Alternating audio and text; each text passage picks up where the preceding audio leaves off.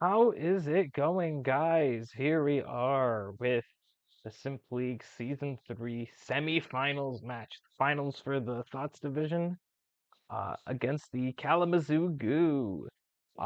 This person is the person I played against week one, which is very poetic because my quarters final match was the person I played against in the final week. Um, yeah, this person has a very extremely threatening team. He has the combination of Bax Caliber and incredibly powerful, potent setup sweeper, as well as Orthworm with the ability to set up a Shed Tail to get it in very safely, and Regieleki, extremely powerful Pokemon that can also set up light screens to make it even harder to break down Bax Caliber. As scary as his team is, he does have quite a few weaknesses, which I am hoping to exploit. For one, he has no fairy types whatsoever, so Regidrago is, as demonstrated week one, going to go insane. His only dragon resist to speak of is Orthworm. He does have Terra Fairy Delphox, which we do have to be aware of that. But like naturally, he does not have any dragon resists, so Regidrago is going to be vital here. If he does decide to terrestrialize his Delphox out of fear for Regidrago, it means that he can't terrestrialize his Regieleki or his Vax Caliber, which are both extremely threatening to me. So it's good to know that he won't be doing those things if he decides to Terra Delphox. The fact that he also doesn't have any electric immunities at all, except for Toad School, which doesn't really count. Um, it makes Volt Switch extremely powerful. Toad School is like the only thing that stops Volt Switch, basically. It is his only hazard removal. We're not bringing hazards this week. Didn't fit them. Well, we have a hazard, but it's not really like I'm not really planning to set it up. It's just nice to have if I can get it out. Um, Sticky Web is something to worry about. We did bring all of our hazard removal this week. We also have to watch out for something like toxic spikes from the Quillfish. Anyways, let's get right into the team. No surprise, Regidrago is coming back. This Pokemon got easily the MVP in week one. My first match against this person, it got 4 KOs and it allowed me to 6-0 him. So it should be very helpful again. At full health, Dragon Energy should one-hit KO everything except for a specially defensive Volcanion, which takes 67 to 79% anyway from a max HP Assault Vest. Toad School, max special defense Eviolite takes 57 to 67, which is still a lot. Orthworm, a max HP Orthworm takes 77 to 91. That's his only dragon resist, folks. That is his only dragon resist. Goodra, a max HP Assault Vest Goodra will take 43 to 51, which it will take it very comfortably, but it will be Assault Vest and it won't have any way of recovering. I think his only Wish user is Delphox, and I'm not really expecting it to be running a Wish set. It could be, but we do have to watch out for that because that will be a way that he could potentially heal his Goodra if it's not leftovers or something. Earthquake is an option that helps against Assault Vest Volcanion and Goodra. Earthquake does 50% more to Goodra than Earth Power, even with an attack reducing nature. We have a modest nature in this Regidrago. Earthquake still does more than Earth Power. Volcanion takes more damage from Earth Power than Earthquake, but Dragon Pulse does more than either of them. Versus an Assault Vest Goodra, Dragon Pulse is stronger than Earth Power, but Earthquake beats both of them. So the reason why I've given it Earthquake is for the fringe scenario of when versus Assault Vest, Hisuian Goodra, I will have an option that is stronger than Dragon Pulse, and that's the reason why I gave it Earthquake. Draco Meteor and Dragon Pulse basically make up the last two move slots as options in case my HP is lowered, because of course Dragon Energy requires me to be at full health in order to be effective. Can't really rely on that, obviously, because this is a game about lowering HP. So if my health gets low enough, I can fall back onto one of these options instead. If Regidrago is at 498 HP, then Draco Meteor has a higher base power, and if I'm at 325 HP, Dragon Pulse has a higher base power. We can tune which dragon move we click based on our HP. Choice Scarf lets us outspeed as many things as possible. This is basically meant to be like, it can serve as like a mid-game breaker, outspeeding things and just dealing massive damage to them, or it can even serve as a late-game cleanup, because it's fast and it can just deal really good damage on things. As long as we get everything to the right HP threshold, we can do big damage versus them and clean things up with Regidrago. Um, our speed tier, 120 speed EVs, lets us outspeed Delphox. Unfortunately, we can't outspeed a Dragon Dance Max Caliber, because Max Caliber is base 87 speed, whereas Regidrago is base 80 speed. But we can Revenge KO a Swords Dance Max Caliber if it's not boosting its speed, if it has Swords Dance instead. If it's Dragon Dance, we will probably have to fall back on Corviknight. This is also very interesting because we have Regidrago versus Regieleki, possibly, and we may also have Toedscruel versus Toedscool. Toedscruel is my so basically, because Sticky Web is really threatening to my team, I have to bring both of my methods of hazard removal because I have two Pokemon that rely on speed a lot, Regidrago and Sandy Shocks. There are other hazards that can come too, including Stealth Rock from Earthworm, Toxic Spikes from Quillfish. Toedscruel is going to be one of my ways of handling hazard control, handling hazards, of controlling hazards with its Rapid Spin. 188 speed EVs with a timid nature lets us outspeed a zero speed Quillfish under Sticky Web. The rest of the speed the rest of our EVs are going to go into our special bulk to help us against things like a non-terror Regieleki. Because this is one of our ground types, part of its job will be to stop volt switches. So if we can get this in on a volt switch, that would be really good. Obviously, there is a risk to this as the Regieleki can simply Terra Ice and Terra Blast instead. But we have to sort of play it how we think it's going to go. Our speed also lets us outspeed Baxcalibur, and if we're going against, say, a loaded dice set, I might want to knock off its item. If it's running Icicle Spear, and it's getting 4 or 5 hits every time, I might want to knock off its loaded dice, and maybe it's only hitting 2 or 3 times instead. That could be the difference between surviving a hit and fainting. Also, it's convenient to remove Eviolites from things like Quillfish or Toedscool. It's also nice to remove Assault Vests. I think he has Volcanion and Gudra, both really want to hold Assault Vests. Maybe he wants to put a Citrus Berry on Earthworm to try to get off a second Shed Tail. Knocking that off would also be really good. Earth Power is a solid stab move that hits a couple of his Pokemon. And Toxic Spikes is just a random fourth move. I don't really see myself clicking it that much, but it could be cool. If there's no Quillfish, we can punish switches by poisoning certain key Pokemon. We do have to be very careful because our ability Mycelium Might, it forces our Toxic Spikes to go last in our priority bracket. So we do have to be very careful. We can't really a strategy that I was thinking of was setting up Toxic Spikes on Earthworm, but the problem is if we do it on the turn that it clicks Shed Tail, it will set up the substitute and then switch out before we get the chance to set up the Toxic Spikes. So unfortunately, we wouldn't poison anything on that turn. Next up is Corviknight. Corviknight, this is basically our Excalibur defensive answer. It's so insanely scary, you guys. It honestly might just completely 6-0 me. It's very, very threatening to my team. It's very difficult to handle offensively and defensively.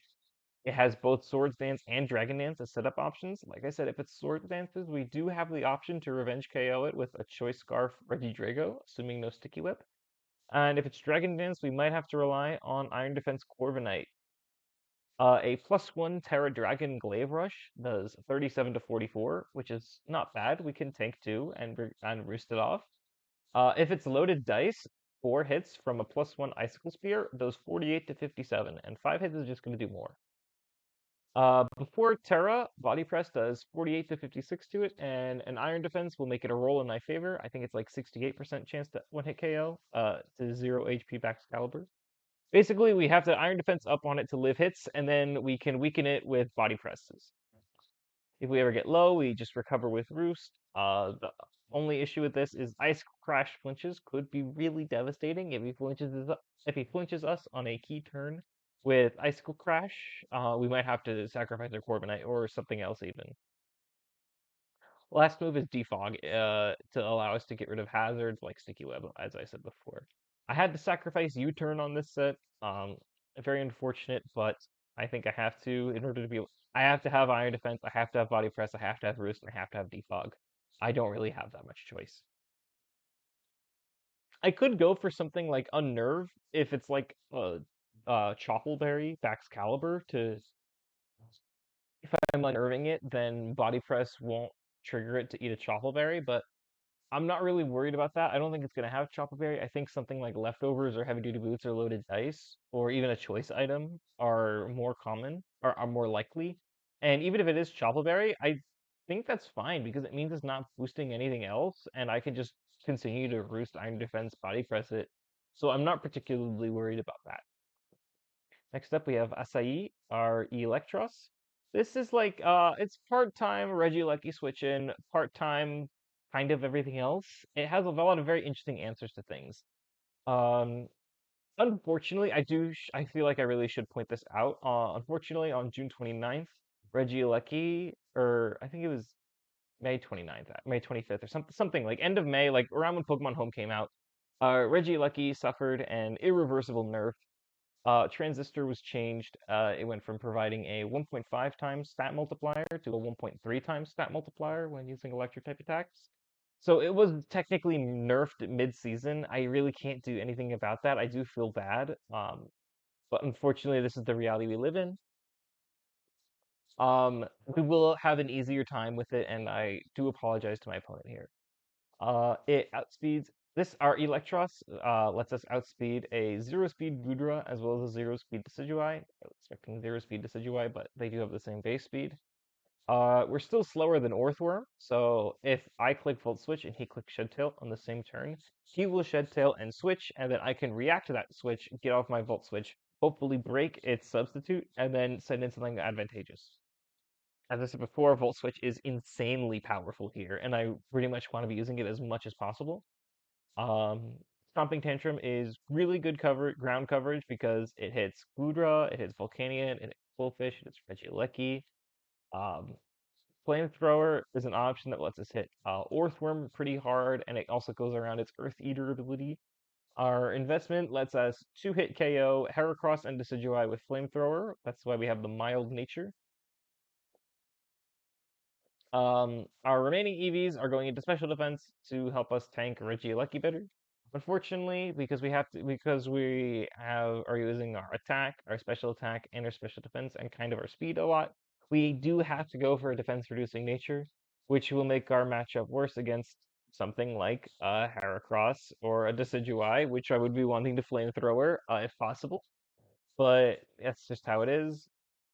Brick Break is there basically our main sorry, I got ahead of myself. This thing's main job is to like come in on things like Regieleki and Orthworm and like Volt Switch out. So like I think it's mostly fine. It's just if it comes down to Electros versus Decidueye or something like that, our matchup is going to be a little bit worse because of our mild nature. But I could probably try to go for something like a serious nature, but then I would have to sacrifice some of my special defense EVs in order to re-hit those offensive benchmarks. Brick Break is there to break screens as well as another option to hit steals and Bax Caliber. One thing I am worried about is screens on Regieleki messing up my calculations, so Brick Break will help me destroy the screens and interfere with his plan. If Lurchus, this is basically a wish machine, I'm not gonna lie. I went for a fully physically defensive build here to help against unboosted Baxcalibur. Basically, since this is our only fairy type, it might end up facing down Baxcalibur once or twice, and if that happens, I want to have full physical investment so that I can tank hits from it better. This also helps us out in our matchups against things like Heracross, kind of Decidueye, but mostly Heracross. Basically, Corviknight is kind of going to be tasked with handling Excalibur, Heracross, and Decidueye because they're all like premier offensive, like physically offensive threats. And I'm worried that Corviknight might get overwhelmed. He might get me in a position where I can't really afford to roost, and then he can come in with a KO. And I'm worried about that. So I also want some of the work to be split onto Florges as a physical check to things. So that maybe we can give Corviknight, if Corviknight is low and we can't really roost off, maybe we can fall back on Florges. It could go a long way, basically. Moonblast is pretty strong here. It's good into things like Baxcalibur, Heracross, Decidueye, like I said. Wish and Protect are probably going to be the main moves I'm going to be clicking to heal up my other Pokemon. I'm still kind of learning how to go among like the cleric like Wish Passer like archetype. I'm still trying to learn how to use it effectively. I think I did it pretty well last week. But there probably is some room for improvement, and I'd like to try to use this as an opportunity to learn more. Um, Moonblast. Sorry, I already went over Moonblast. Let's see, Electros and Sandy Shocks have assault vests, and they don't really have ways to recover health. So I will have to use Florges to heal them if I want to, using wishes. Lastly, chilling water is a funny option. I didn't really know what else to put there, to be honest. But I did think the chilling water was kind of useful because it can weaken some of his scary physical threats, which is what I'm going to be coming in on a lot, as well as be super effective against Delphox, which is kind of funny. Because Delphox is like, strong special attacker, and Floor just has a lot of special defense. Even though we don't have any investment, we still have a lot of HP, so we can come in on Delphox as well and potentially fire off a chilling water or even a wish. Lastly, we have Sandy Shocks. This is another Volt Switcher. This is honestly a last second edition. This was originally going to be a Slow King with like Flamethrower, Earthquake, Future Sight, and Chilly Reception. But I decided that I really wanted another Volt Switcher because just Volt Switch is so powerful. If I want to be getting momentum, I would also like to be switching as well. The thing is, I'm not really getting regenerator health off of that, but this does help me pick up the tempo a little bit more by damaging him with Volt Switch instead of healing myself with Volt Switch, instead of healing myself with Chilly Reception. In the end, I do think this is worth it just because of how good Volt Switch is against him. This is another Assault Vest build, helps me take on things like Delphox. Both of our stab options are incredibly powerful against him. They hit everything on his team for neutral or better, except for Decidueye and Toadschool. If we decide to Terrestrialize, we can Terra Blast both of those though, and things are pretty easy. We do have enough speed on this to outspeed Baxcalibur by 1 point with our full investment. So we can fire off an Earth Power or even a Power Gem onto it. Power Gem is a 2-hit KO against Baxcalibur. It's also good against Terra Ice Regieleki. My plan for week 1 was to have Sandy Shocks versus Regieleki, and with both Terra Ice on the same turn, his Terra Blast is not very effective against me, and then I can fire back with a super effective Power Gem. That was my original plan. And I'm still allowing that as a possibility, but now this can also hit stuff like Baxcalibur, even Delphox, but I could also just Earth Power that instead. Um, let's see. We put in enough special attack onto this to allow Earth Power to 2-hit KO Delphox to make our matchup against it a little better. Or no, I'm sorry, I mistyped this. It's a 1-hit KO on Delphox. We put in just enough special attack so that Earth Power will always KO uninvested Delphox. And then we put the rest of our EVs into special defense to help us survive hits from it and Regieleki more. So yeah, that's basically the team. I'm pretty worried about this one, but not as much as last week, to be honest. His team is very, very threatening, and things could go very south. But I think if I'm able to keep up the pressure on him, things can go my way. And yeah, I'm going to be relying on Regidrago a lot. I think that's going to be the premier offensive threat of my team. Putting all my eggs in the Regidrago basket. Hopefully, I don't regret that. But yeah, that's pretty much it. See you guys next tomorrow.